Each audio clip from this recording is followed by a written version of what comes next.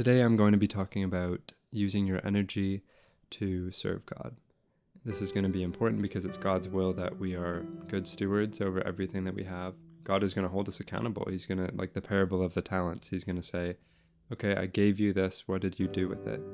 So we have a duty to actually use what we've been given, and that includes being given energy. So we've been given 16 hours, I guess, of daytime. And all of us have different levels of energy, but God has given us each energy. So we wake up, we can either exercise, we can either work, we can go to school, we can watch our children. Just strictly speaking about energy, in a perfect world, we would use it until we are tired at the end of the day. And then that's when we sleep, that's when we rest. That's when God gives us that recharge through the night. But in an imperfect world, there are lots of extremes. Two of the most common extremes are using too much energy, and the alternative is not using enough energy. So the problem with using too much energy, so God gives us, let's say, 100% of an energy bar, and so we go over by 20% or 30% or 40%. Now we're at 140% of what we've been given. We're going over. What that does is we crash at the end of the day. After doing this for longer periods of time, we burn out, and now we can't function properly. Now we're stressed, now we're anxious, etc. And so that's the one extreme. The other extreme is actually doing too little. And so God gives us 100% and we do 60%.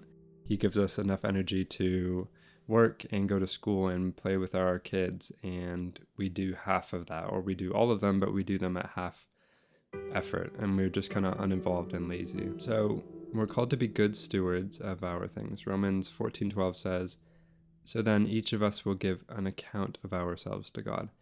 We are given things, like in the parable of the talents, we're given, let's say, 10 talents, and God expects us to use those for his kingdom. And God is going to hold us accountable to how we use those things. And one of those is energy. We've been given energy. We have been given fuel to do things. And so God is going to hold us accountable and say, how did you use your effort? How did you actually work hard at the things, or did you just kind of show up and do the bare minimum? Or did you do too much? Did you go beyond? Another verse is 1 Peter 4:10. Each of you should use whatever gift you have received to serve others. And so we've all, again, been given the gift of having the capacity to do things. So let's use it. Let's do that properly, because God is asking us to do that. So we have to be good stewards of what we've been given. And a common misconception is that we've only been given time and money. Those are the two kind of main categories. So use your time, spend your time on the right things, or spend your dollars on the right things. Don't waste money. But also the same goes for energy. We have to spend our time, we have to spend our energy on the right things, just as we would with money and just as we would with time. If you think of Jesus, he was always doing something in the stories that we read. He was always walking, number one, but he was also always healing and teaching and just pouring out his love and serving others. He said he didn't come to be served, but he came to serve, right? And so he's always serving. He's always giving from himself. So we see that's reaching that 100% of his energy use that God has given him. He's not using 70% of it, not using even 80 or 90. He's using 100% of the energy that God has given him. But the alternative is also true. So he doesn't go over. God has asked him to serve. God has asked him to love people in his life. God has asked him to do ministry, and he does all those things to the maximum capacity, but then he knows when to withdraw. And so let me just talk for a second for both of the different camps. So for those of us who struggle with doing too much, we can really look more at how Jesus avoided doing too much. Often he would withdraw and pray.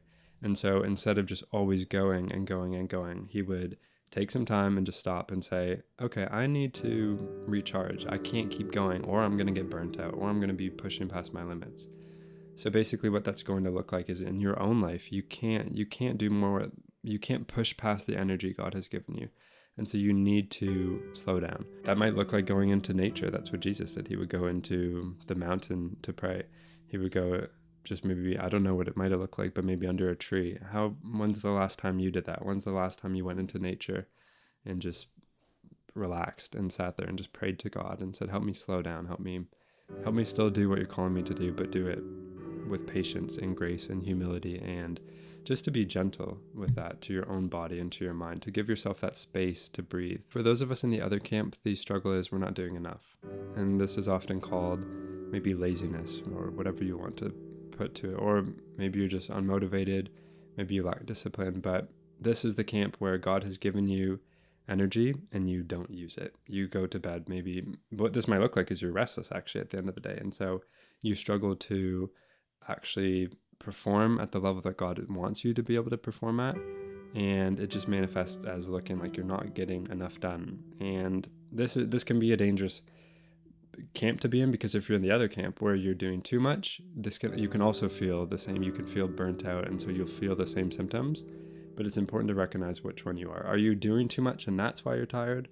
Or are you doing not enough and then that makes you tired, that makes you unmotivated, that makes you undisciplined, lazy? And so think about it. Think about which one you really are. But if you're in this other camp where you're not doing enough, it's important that you do address that, because God has given you the tools and the resources. He's given you that capacity. He's giving you that fuel, and to not use it is going to be outside of his will. So his will for you is that he gives you that energy and you use 100% of it. So you don't go over, but you also don't go under. 2 Thessalonians chapter 3, verse 10, Paul is actually addressing a group of people who are not doing this properly, who are going under their limit. And he actually says, the one who is unwilling to work shall not eat. And so people were relying on others to basically work for them, because they said, oh, there's grace. Okay, that's fine. These other people can work and provide for me. I get to just rest and I get to just prosper from other people's work. And Paul is saying, if you're not going to work, actually, if you're not going to use the body and the hands and the energy and everything that God has given you, you actually don't get to eat, because you need to contribute.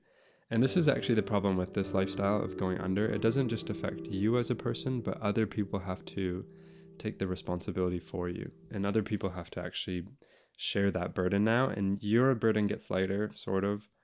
Even then, that's not fully true, because you can feel depressed, you can feel anxious, but even if you're feeling better because you're doing less, other people have to take more responsibility for you. That's why Paul is saying, okay, no more of this where you're relying on everyone else.